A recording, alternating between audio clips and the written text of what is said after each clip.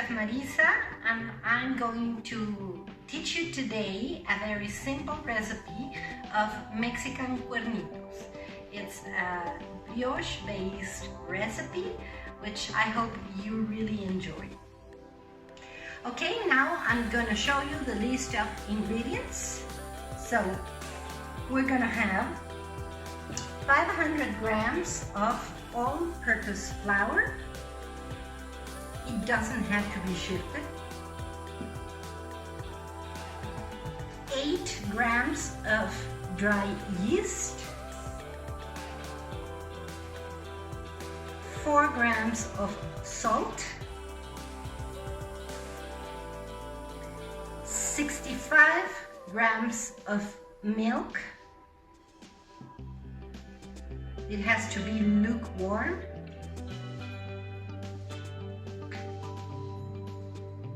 45 grams of water. It has to be at 40 degrees Celsius, which is the perfect temperature. I have checked to make the yeast work. 70 grams of sugar. 150 grams of butter. It has to be out of the fridge around 45 minutes. Here you can see how is the weather now in Mexico City. My goodness, so it's already getting liquid. And 3 eggs that we have partially eaten with a fork. Okay, and first of all, I have to activate my yeast. The yeast is a bacteria which is asleep. In this case, we need 3 things to make it wake up. So we need lukewarm water at 40 degrees Celsius. We need a pinch of sugar and a pinch of all-purpose flour. We're going to mix it, and as you can see, it has already started eating. If your yeast doesn't do this, it's dead. Go get some more. In a big bowl, we're going to place our flour. In our bowl with flour, we're going to start integrating all the rest of the ingredients.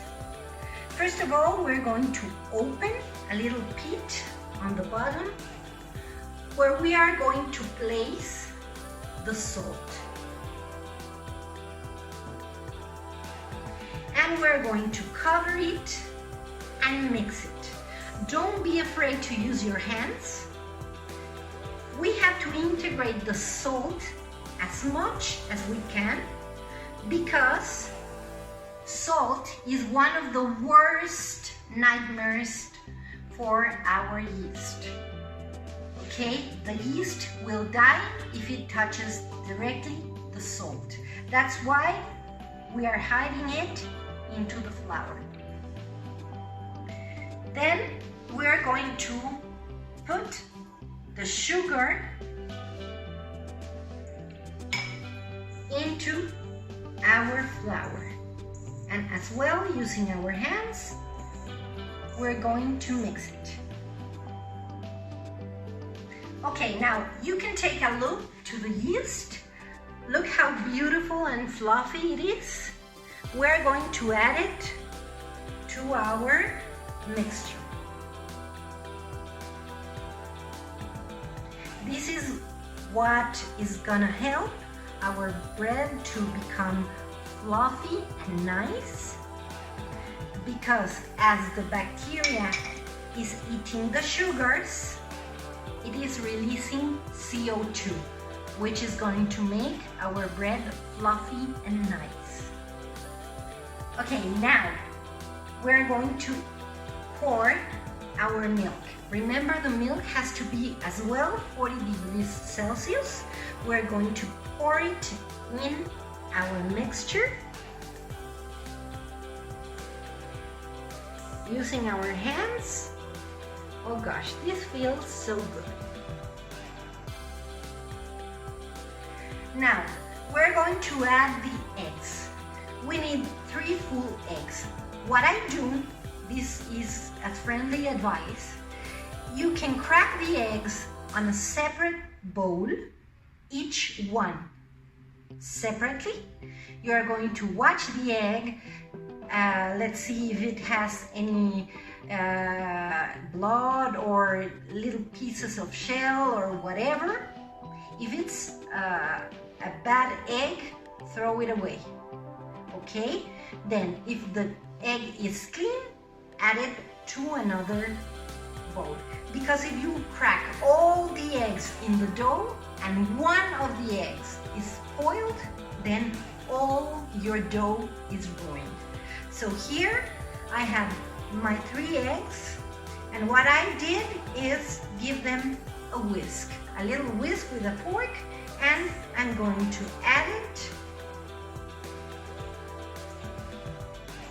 Okay, as you can see, we have already integrated most of the ingredients. I'm gonna give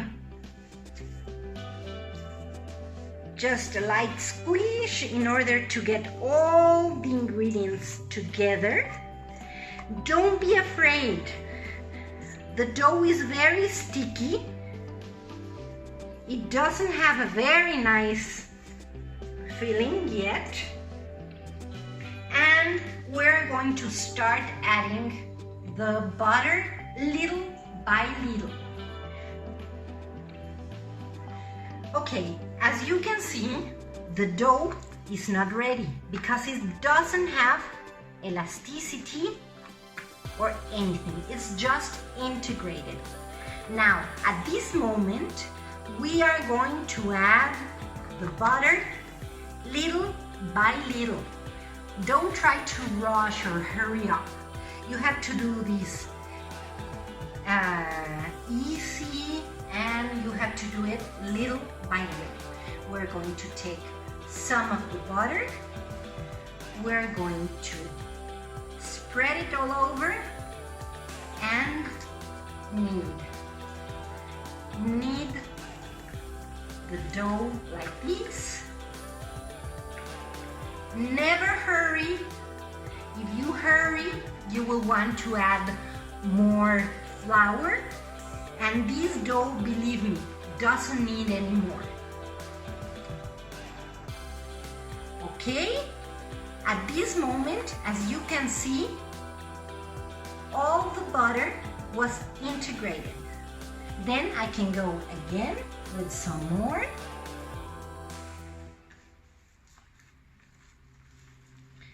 And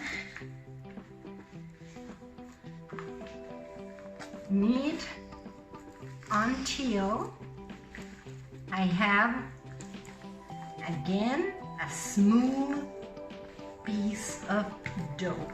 If you have any butter over there, you just scrape it up and add it to your dough. And we're going to do this until we finish all the butter we have. Don't rush, take your time. Now, as you can see, I am adding the last of the butter. You can see the consistency of my dough. It's soft and beautiful. It's sticky, yes, because it contains a lot of butter and sugar.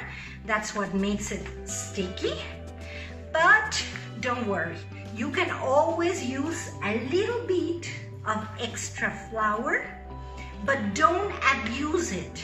If you abuse the flour, What you can get is very hard cuernitos. You need a very soft, beautiful dough. And this way, we're going to start the kneading.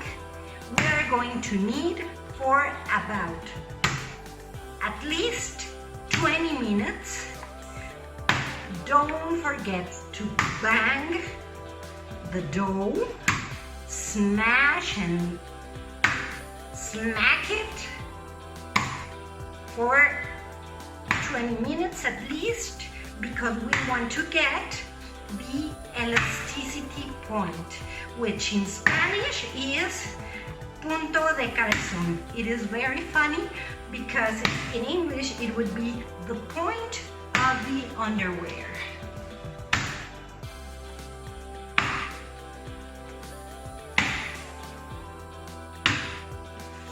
We use a scraper. And we continue.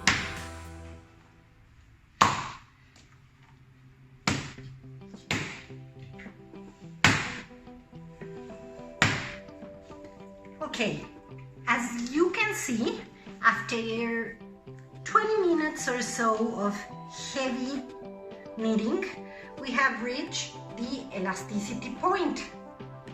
Okay, it's like the pizza. I can stretch my dough. This is the protein that has already developed gluten. So next, what I'm gonna do, I'm gonna roll a ball like this.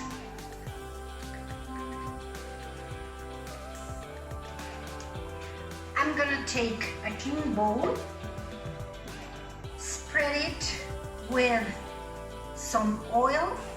It could be olive oil, canola oil, or any oil you want. We're going to spread some oil in our hands.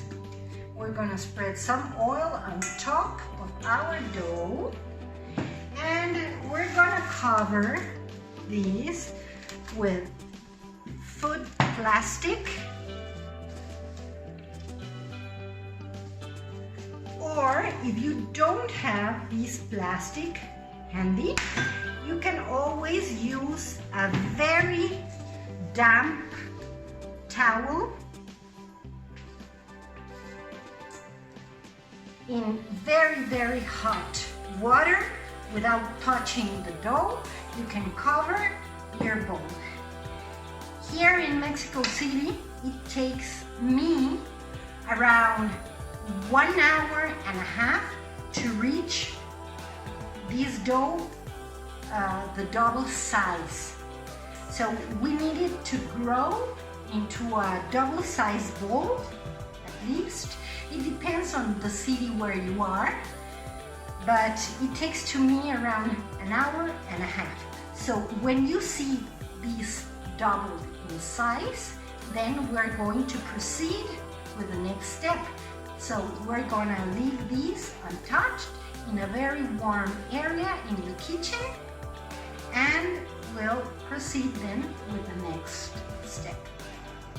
Okay, my dough has doubled its size.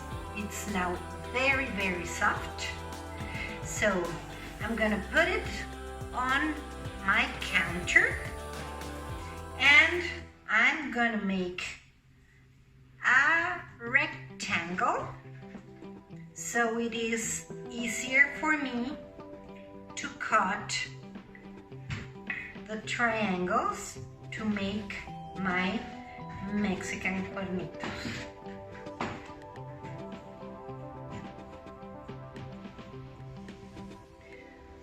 Once I have rolled my dough into a rectangle, I am going to cut it with the blunt part of the knife. I am going to cut rectangles and triangles like this.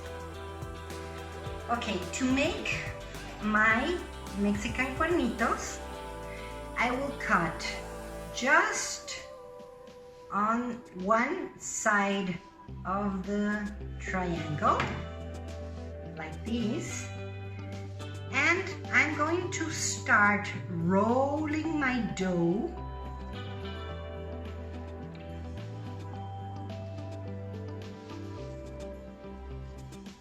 like these, and twist the legs to the front.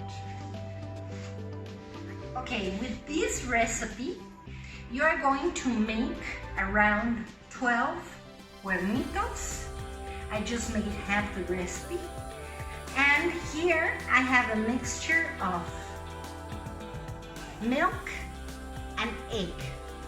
Just give it a whisk, and we're going to cover our cuernitos with just a little bit of this. Once you have your cuernitos like this, you will have to let them rest 15 minutes at least before putting them in the oven at 180 degrees Celsius. Okay, once the cuernitos rested for 10 to 15 minutes, we're going to put them in the preheated oven for 180 degrees Celsius, and we're going to use a spray bottle with just plain water, and we're going to do this, and we're going to close it. Okay, then as you can see, this is the result of the cuernitos from the oven.